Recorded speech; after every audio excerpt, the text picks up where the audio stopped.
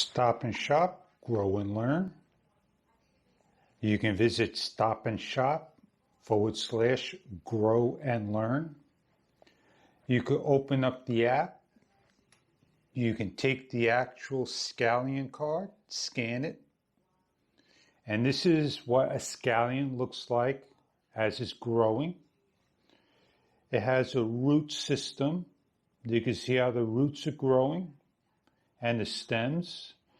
Over time, this will grow into a scallion. Excellent for soups, salads, anything you use scallions for. You also have other types of plants, and the one I have growing right now is the lettuce. Both of these were started just about the same time.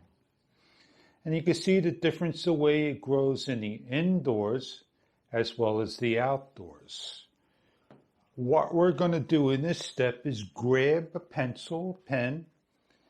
I am going to just make a hole. I'm going to add it into the actual soil of the lettuce. I want to combine both of them. Place it in there. And watch this grow over time. When I have this outside, it's not doing too well in the ground I have it in.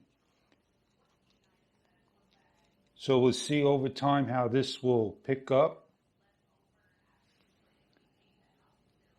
Never know what will happen to your plants in different types of environments.